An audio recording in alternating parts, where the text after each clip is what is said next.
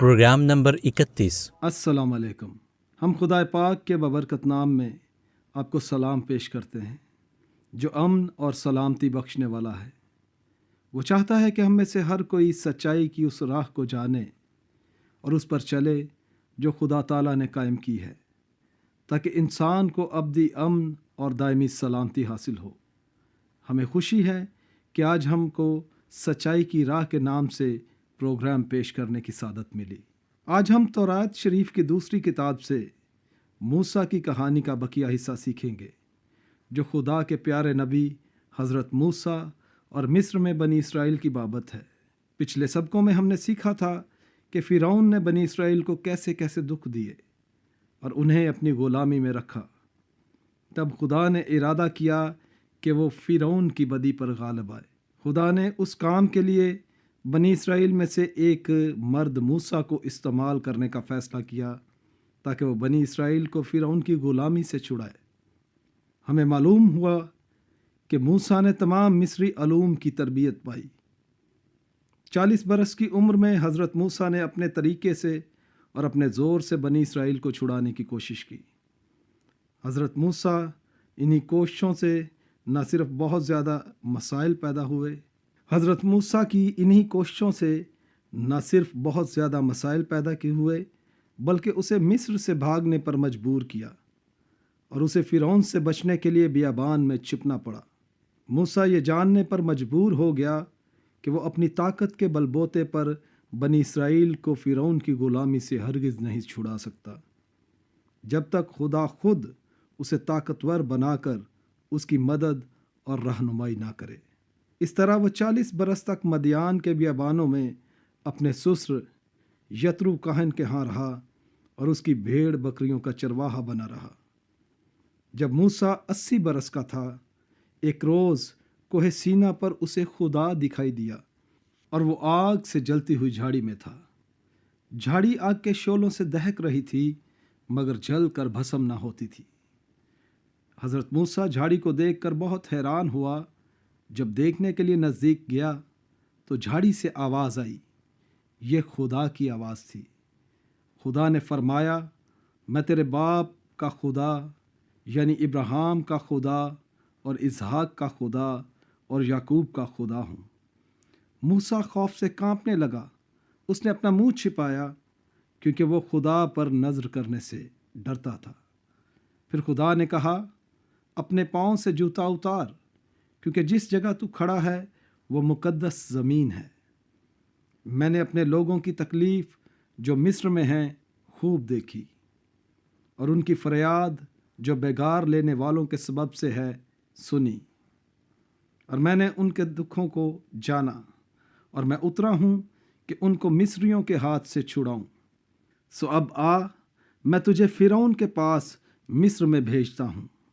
اب جہاں ہماری کہانی رکی تھی وہاں سے ہم آگے چلتے ہیں۔ ہم تورات میں دیکھیں گے کہ جب خدا نے موسیٰ سے کلام کیا اور موسیٰ کو فرعون کے پاس بھیجا، تیسرے باب میں ہم نے دیکھا خدا نے حضرت موسیٰ سے وعدہ کیا کہ وہ اس کے ساتھ ہوگا، وہ اسے حکمت و دانش اور اختیار بخشے گا تاکہ وہ مصریوں کا اور فرعون کا مقابلہ کر سکے۔ تو بھی ہم چوتھے باب میں دیکھیں گے کہ حکمت، دانش اور اختیار کے باوجود بھی موسیٰ فرعون کے سامنے جانے سے ڈرا۔ تو بھی ہم چوتھے باب میں دیکھیں گے کہ حکمت، دانش اور اختیار کے باوجود بھی موسیٰ فرعون کے سامنے جانے سے ڈرا۔ خروج کی کتاب کے چوتھے باب میں خدا فرماتا ہے، تب موسیٰ نے جواب دیا، لیکن وہ تو میرا یقین ہی نہیں کریں گے، نہ میری بات سنیں گے۔ وہ کہیں گے، خداوند تجھے دکھائی نہیں دیا۔ اور خداوند نے موسیٰ سے کہا کہ یہ تیرے ہاتھ میں کیا ہے؟ اس نے کہا، لاٹھی۔ پھر اس نے کہا کہ اسے زمین پر ڈال دے۔ اس نے اسے زمین پر ڈالا اور وہ سانپ بن گئی اور موسیٰ اس کے سامنے سے بھاگا۔ تب خداوند نے موسیٰ سے کہا، ہاتھ بڑھا کر اس کی دم پکڑ لے۔ اس نے اپنا ہاتھ بڑھایا اور اسے پکڑ لیا، وہ اس کے ہاتھ میں لاٹھی بن گیا، تاکہ وہ یقین کریں کہ خداوند ان کے باپ دادا کا خدا، ابراہیم کا خدا، اسحاق کا خدا और याकूब का खुदा तुझे दिखाई दिया। तब मूसा ने खुदावंद से कहा, ए खुदावंद, मैं फसीह नहीं, ना तो पहले ही था और ना जब से तूने अपने बंदे से कलाम किया, बल्कि रुक रुक कर बोलता हूँ और मेरी ज़ुबान कुंद है। तब खुदावंद ने उससे कहा कि आदमी का मुंह किसने बनाया, और कौन गूंगा, बहरा या बीना या अंधा करता है? क्या मैं जो खुदावंद हूँ नहीं करता? अब तू जा, और मैं तेरी ज़ुबान का ज़िम्मा लेता हूँ और तुझे सिखाता रहूँगा कि तू क्या क्या कहे। तब उसने कहा कि ऐ खुदावंद, मैं तेरी मिन्नत करता हूँ, किसी और के हाथ जिसे तू चाहे ये पैगाम भेज। तब खुदावंद का कहर मूसा पर भड़का और उसने कहा, क्या लावियों में से हारून तेरा भाई नहीं?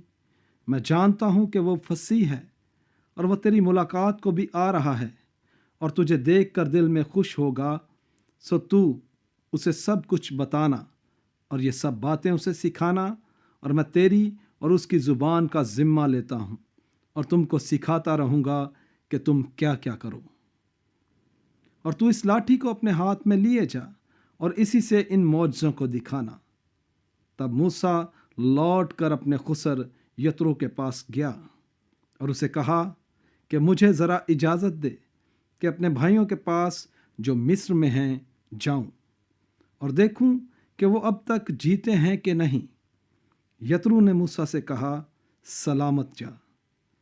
और खुदावंद ने मदियान में मूसा से कहा कि मिस्र को लौट जा, क्योंकि वो सब जो तेरी जान के हाँ थे मर गए। तब मूसा अपनी बीवी और अपने बेटों को लेकर और उनको एक गधे पर चढ़ाकर मिस्र को लौटा, और मूसा ने खुदा की लाठी अपने हाथ में ली।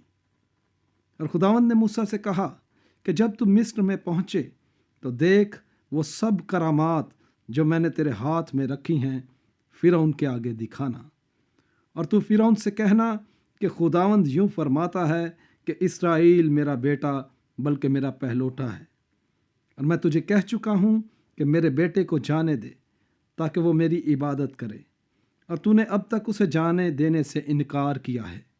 सो देख, मैं तेरे बेटे बल्कि तेरे पहलोठे मार डालूंगा। और खुदावंद ने हारून से कहा कि बियाबान में जाकर मूसा से मुलाकात कर।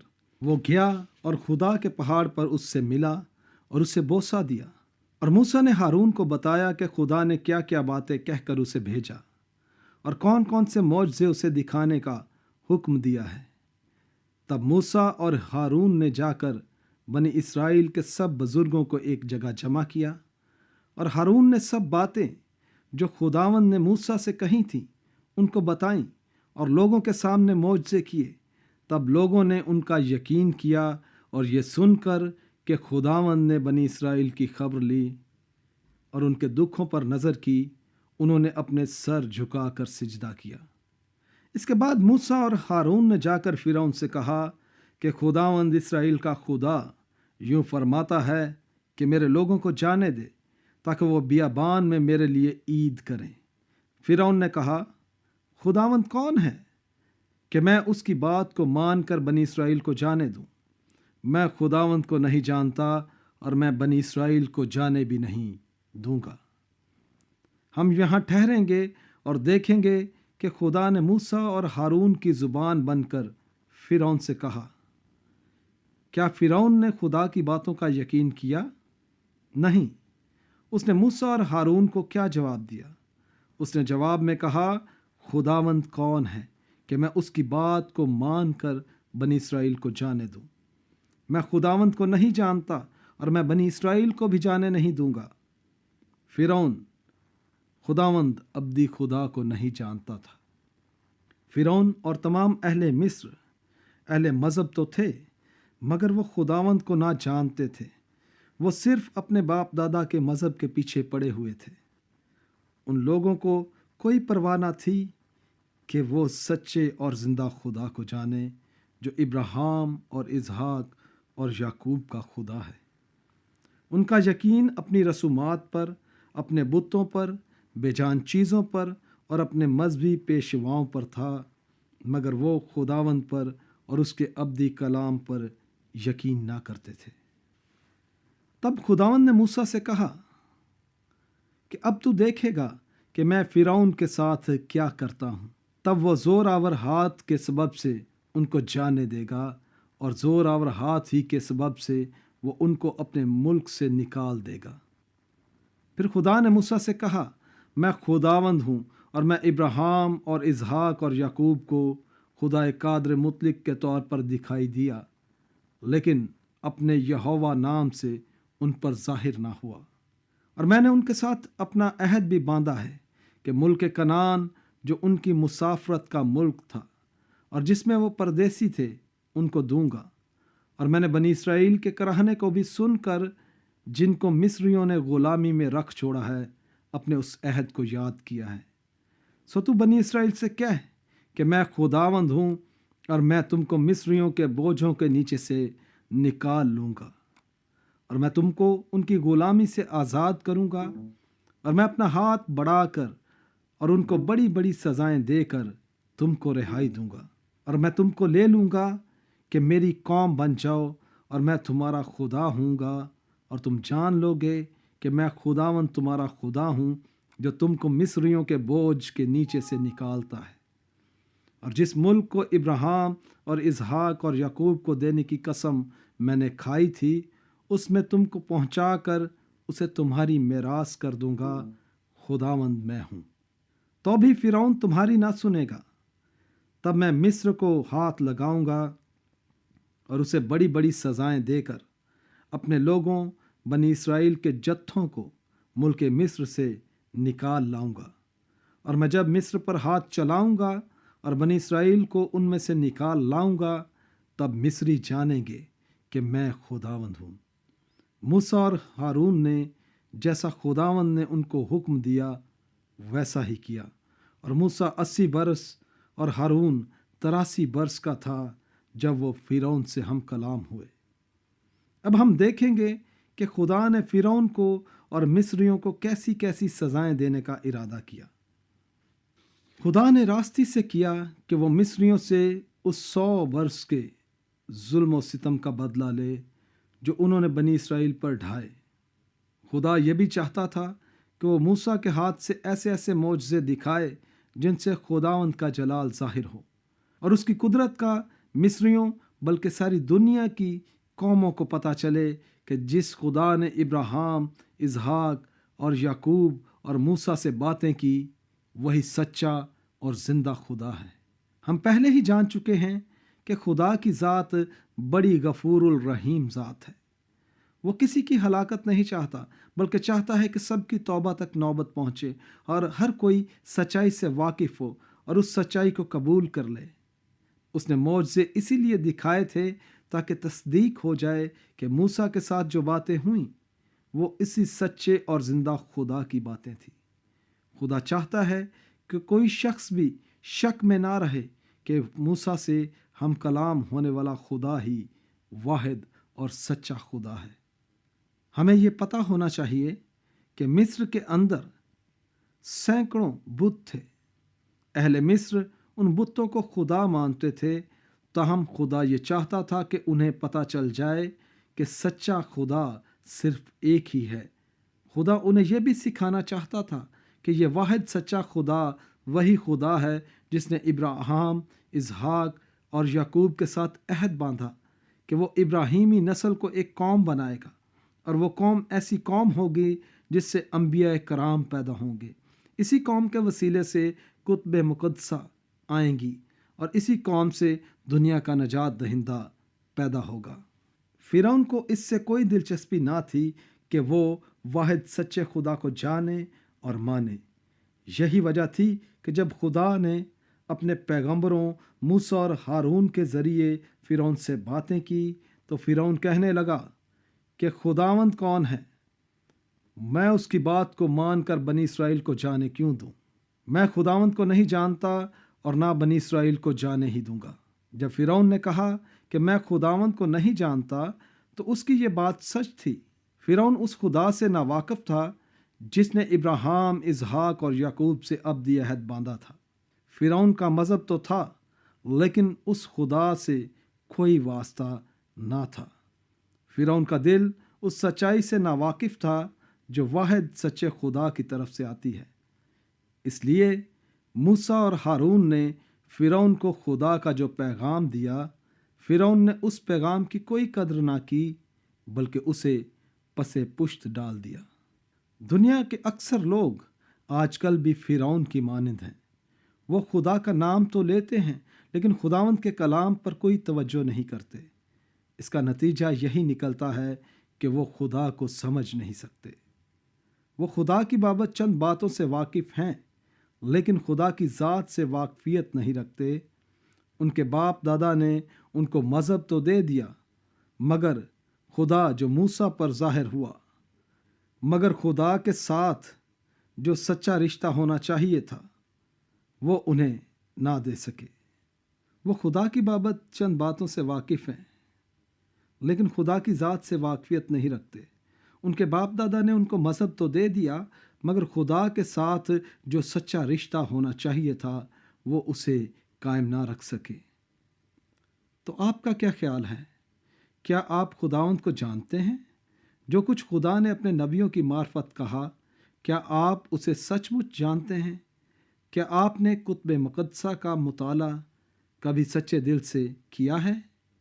क्या आप वाकई खुदा को पहचान गए हैं? क्या आप पूरे दिल जान से उसे प्यार करते हैं? क्या आप उसके हुक्मों पर यानी कलाम पर अमल करते हैं?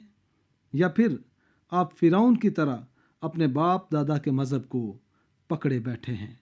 प्यारे दोस्तों, हम में से कोई भी फिरौन जैसा ना बने, जिसने अब्दी खुदा के कलाम को सुनना और उसका यकीन करना पसंद ना किया।